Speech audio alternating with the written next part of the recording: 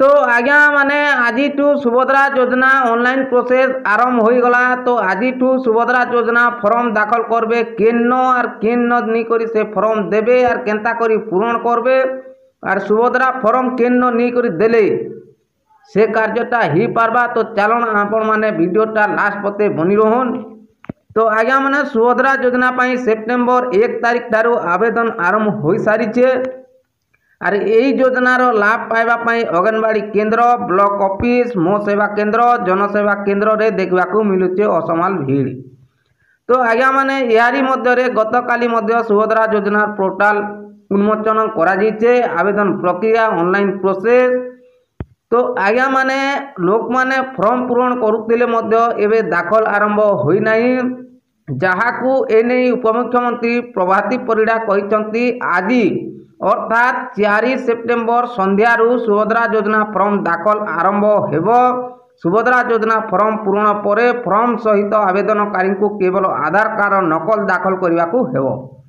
तो आज्ञा माने आवेदन करवा पूर्व सुभद्रा फॉर्म रे आपण माने केवल आधार कार्ड नकल देवाके पड़वा, साफ साफ इन लिखा दीजिए। तो आज्ञा माने मो सेवा केन्द्र जनसेवा केन्द्र और जिलापाल द्वारा निरूपित स्थान और कार्यालय रे फॉर्म दाखल करा जिवो। तो आज्ञा माने केंता करी आपण माने फॉर्म के पूरण करबे आसन जानमा। तो आज्ञा माने प्रथमे आधार कार्ड रे थिबा नाम लिखी आधार नंबर लिखवा के पड़वा, तापरे स्वामी किंबा बापांकर ना लिखवा के पड़वा, तापरे जन्म तारीख स्थान रे आधार कार्ड रे जेन जन्म तारीख थिबा ताहा लिखबे, तापरे जाति संपर्क रे थिबा बॉक्स रे टिक चिन्ह मारबे, तापरे आज्ञा माने मोबाइल नंबर बॉक्स रे आधार कार्ड लिंक थिबार मोबाइल नंबर देबे, तापरे विकल्प भावे आपण अन्य नंबर मध्य दे पारबे, तापरे ठिकाना लेखी आधार लिंक थिबा बैंक अकाउंट नंबर लिखबा को पड़वा, तापरे योग्यता मानदंड आधारित एक घोषणा पत्र को निजे आवेदनकारी दस्तखत करी आवेदन करि पारबे। तापरे फॉर्म फिलअप परे यह निजर आधार कार्ड बैंक पासबुक और रेशन कार्ड फोटो कॉपी दे ऑनलाइन रे सुभद्रा पोर्टाल रे आवेदन करि पारबे। तापरे आवेदन करिबा परे ग्रहण पत्र आनिबा को जेमिति न भूलंती।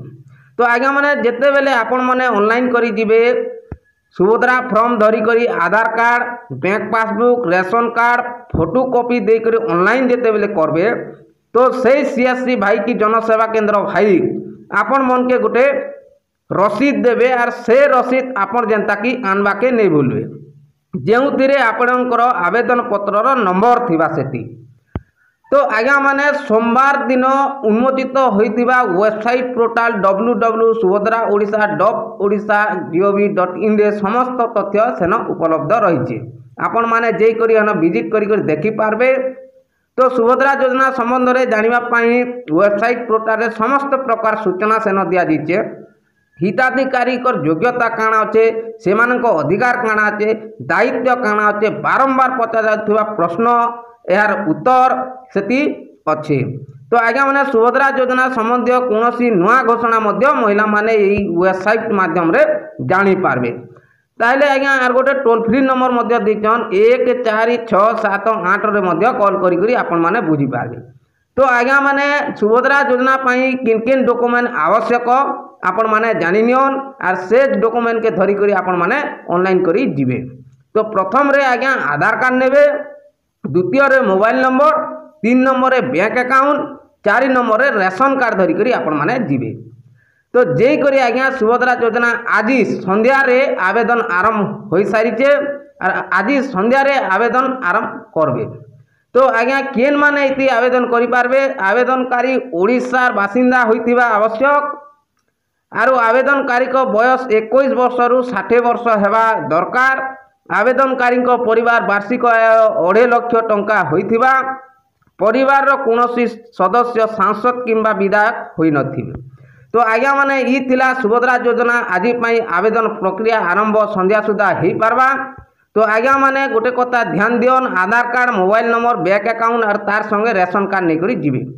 तो आज्ञा माने ई थिला खबर, ई खबरटा होचे एबे एबे आसीचे और आपण माने देखि नियन। तो नमस्कार आज्ञा, आज पाई एतकी।